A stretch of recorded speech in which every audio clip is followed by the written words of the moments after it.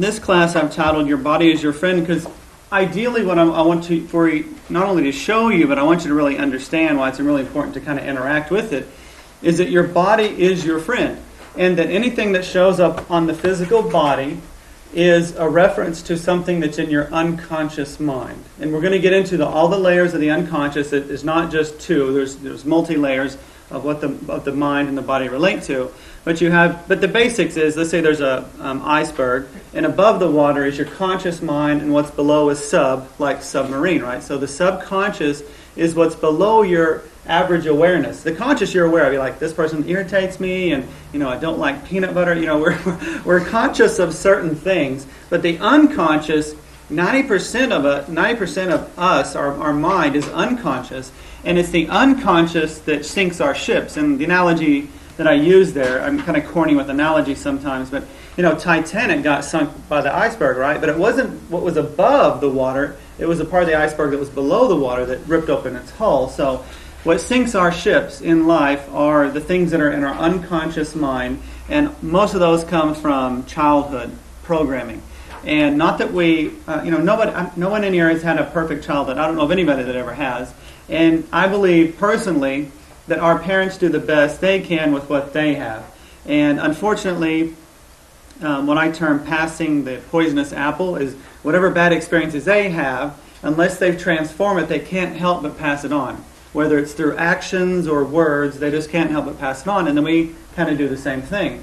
But as you become aware, more conscious, then what happens, it gives you more power to not pass on bad, negative habits or bad things to people. And ultimately, I look at the body, I'll use lots of different analogies, but like with this computer, right? What shows up on the screen is coming from where? On your computer, when you're playing the computer, what shows up on the screen is coming from where? The PC, inside. Yeah, the hard drive, right? Yeah. Okay. So whatever is on the hard drive shows up on the computer screen, right? So imagine that your hard drive is your consciousness. It's all of it. It's the unconscious, it's the conscious, the superconscious, and sub. We'll get into those. But your hard drive is basically that. And the screen is your physical body. So whatever shows up on your physical body shows you what's in your consciousness. That's whether it's a broken arm, and something as simple as a finger. This is the large intestine meridian. It's how we control people and ourselves. This is with the finger we actually use to tell people what to do. So everything is information in the world. So whether you get a cut somewhere, you break something, it's trying to give you feedback. And that, if you look at it as trying to give you feedback in a positive way to help you out of the bad situations, and you begin to see your body as your friend. And that's the idea. Because if you look at your body as an enemy, you're not going to get anywhere as far as having some real change in life. Whatever problem shows up in your body, it's telling you where you're having a problem processing life. That's the simplest way to go. But we're going to go deeper and deeper, but that's just the overall look of it. And we're going to add lots of texture onto this. So this picture I've pretty much covered. Let me just make sure. Of course, there are many other processes and functions in the body. The above is intended merely to give you an idea of the simplicity with which consciousness is reflected in the body. It's all about spirit communicating to you through the body where you are stuck and what you need to do in order to grow, evolve, if you like that word, to your highest potential. The body is like a growth meter. So wherever you're stuck physically, it's telling you where you're stuck mentally, emotionally, and spiritually. It's as simple as that. And not only just your physical body, but your work. That shows you where you're stuck. Your house, feng shui, that totally relates back into, because it's really interesting. Feng shui is an interest of mine. And if you know the Bagua, which is the map of feng shui, are you familiar with feng shui? Yeah.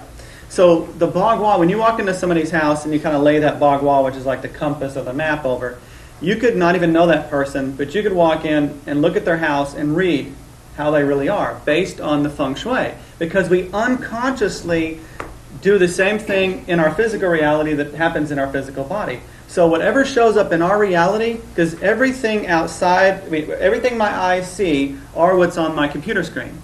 So it's my house, it's my job, it's my relationship, it's my money, it's everything is a reflection of the consciousness inside. If you can get that understood, then anything that shows up negatively, where did that come from? Did it come from out there? No, it came from somewhere inside of here. And the feedback is, hey, you need to change that. That's all it's saying. Instead of getting mad at that person coming up and kind of mirroring something to you, and relationships are the place this shows up really heavy, because those are the ways we really get things shown to us. So when something shows up, we got to go, okay, where is this coming from in me? Is a good question to ask. How am I causing this to show up in my life? Because if you look at the world and say that person's causing that, whether it's corrupt government or whatever you want to say it's out there, or just a negative relationship, there's an aspect in you that's holding that in place. As simple as that. At least that's my perspective. So the body and your life is a growth meter. How well are you doing? Illness and pain are not punishments or even tests from God, but born from our own ignorance. And this is really important to me because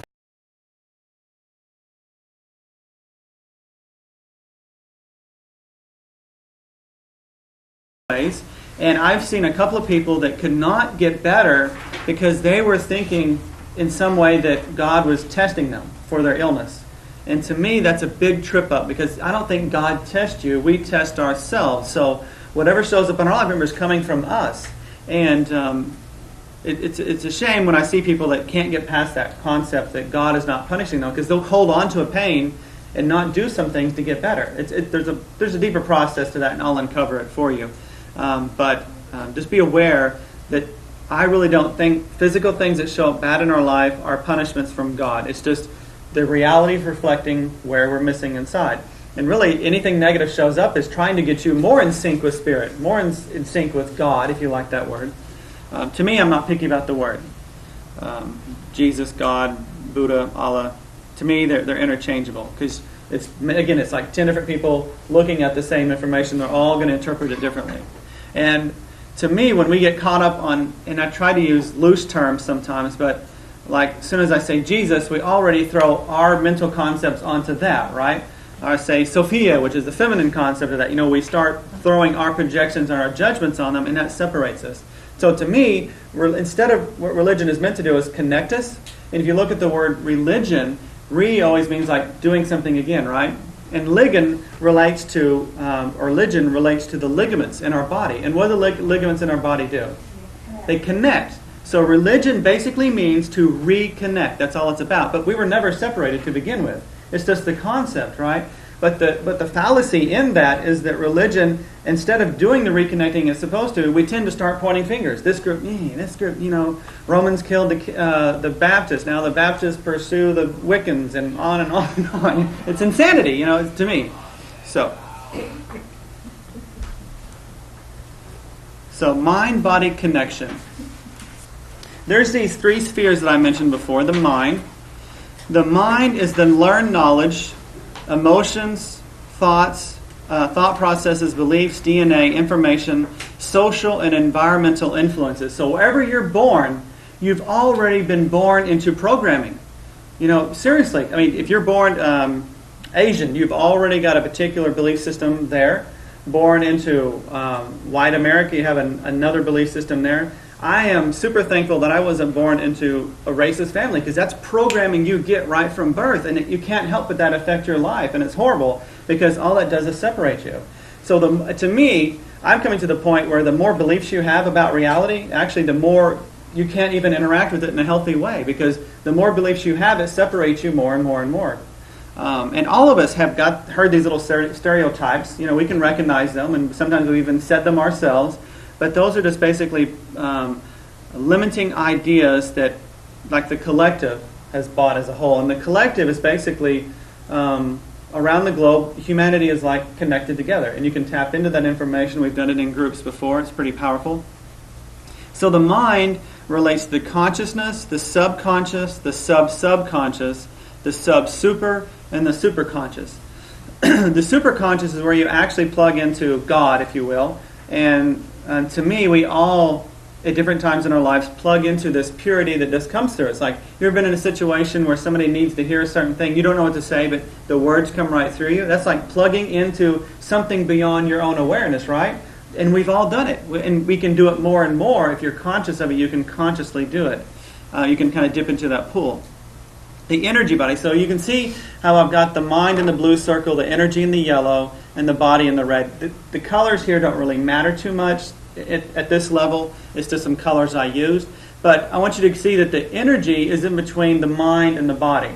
So the chakra system, the acupuncture meridian points are the link that you can work on to affect the physical body with the mind. So I can sit here and work on my throat chakra, which is about communication and expressing myself, and which I've done a lot of, because when I was in high school, I was so shy that I would take an F on an oral report before I would ever get up in front of the class. But now I'm doing all this and doing so I had to really work on my throat chakra. So I can access my physical body, which ties into the thyroid gland, and we'll get into that.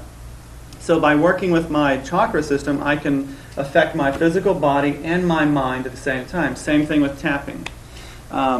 So the energy body and this is a limited list. There's much more levels of energy and things like that, but this is just the basics. So energy relates to channels and storehouses of chi, prana, ki, chi. They all relate to the same thing. Those typical words. So there's 5-element theory, which I love. I've really gotten deep into Chinese medicine, at least the 5-element theory, and to me it makes so much sense about everything. This fits totally and perfectly within the 5-element theory. The aura, the kundalini, which are the snakes. We see the medical caduceus staff. Those snakes are related to the chakra system, but nobody in the medical field really knows that anymore, but it relates to the chakra system. The orbital sweep, which is another aspect of energy. Wei Qi.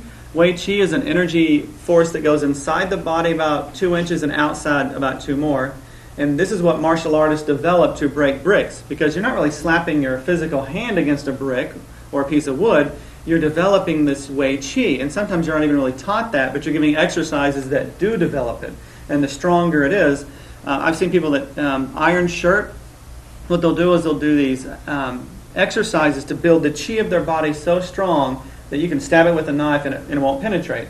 A powerful thing. Has anybody ever seen the Tibetan monks that do all the crazy movements? And I saw one where they were up on stage, and let's say Edie's one person, and he takes this very sharp spear and he sticks it in a piece of wood, takes the wood off, and then he has the other person kind of put the foot on the spear, and he puts that spear right on his skin of his throat here, and just bends forward, and the spear breaks, or bends at least. I don't think it broke, but it did bend. And it would have easily gone in, because his skin is a lot softer than the wood, right? But the Wei Qi, he developed it in such a way that it could not penetrate. And we all have these abilities to develop that energy. And the 3 dantians, which are energy sources in the body. I can't go into too much right now, it'll overload you. We're going to slowly unfold this. And then the meridian system, which is Chinese medicine is based on. And I want to share this with you about Chinese medicine. There's basically 10 aspects of Chinese medicine, and I'm not going to go over all of them, but it deals with diet, astrology falls into Chinese medicine, acupuncture, that we're most familiar with acupuncture being Chinese medicine, right? Meditation, diet, qigong, and qigong is basically energy exercises. Yoga is a form of qigong when you really know what's going on. So yoga is very powerful. There's tai chi, qigong themselves, they're basically a martial arts. And there's like 10 different aspects there. You know that acupuncture is number 10 as being the most beneficial for the body. Number 1 is meditation. So in Chinese medicine, they have all these things: diet, exercise. Number 1 is meditation. Then it's qigong, and then it is diet. Those 3 are the top. Acupuncture is number 10. And we tend to think acupuncture is the main thing that Chinese medicine relates to. No, it's actually the last thing, because everything on the top of that list deals with what? What does meditation, diet, and exercise relate to? Self-responsibility, which is the spiritual practice, right? If you go somebody get needle stuck into you, it's still working. You are putting some of your energy in there, but these 3 right here, if you do those, you're developing yourself more spiritually than just going somewhere to get something done to you, right? So, and those are just misconceptions that are everywhere in metaphysics. The body, it's pretty obviously what the physical body is. We see it, we feel it, we touch it. Organs, the endocrines, the body part systems, and the systems. And we're going to go into that much deeper too. So the energy body is a very complex and well mapped out grid work. And Louise Hay's Heal Your Body book was kind of the first one that I came across that got into that. Have y'all seen that book before? Mm-hmm. Louise Hay's Heal Your Body. You might want to write that one down. Let's see, how do you spell her name? Louisehayes.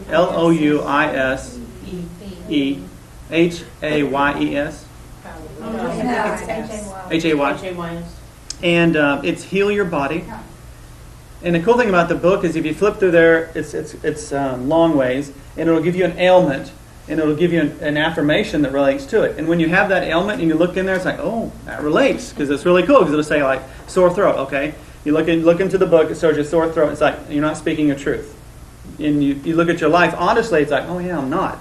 So it's like when we don't let energy flow, right? When energy doesn't flow properly, it's going to cause a problem, which is doing what? What's the problem doing? Telling us what we're doing wrong inside, right? That's all reality's doing, is saying, hey, this is where you're messing up. You fix that, your life gets better. Like a warning light. Yeah, it's the warning light in your car. Like if you go to the typical Western medicine, it's like, this light, let's just take the fuse out. So the light disappears, but you still have a problem, right? The energy body is the interface between the mental, emotional, I've already said that like 5 times.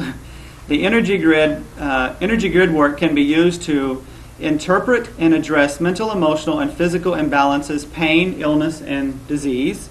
The energy body is just like a keyboard, and we're going to get into this more and more, and we're going to do some demonstrations in class which will help you get it, because if I'm just talking to you and you're not experiencing it, then you're not going to be able to own it. And my idea is you own it, because I don't want people coming to me to do them for them. I want to empower people. That's my focus and where I'm coming from. So I don't want to be up here just telling you everything. I want to share it to where you become that. You go on and share with other people.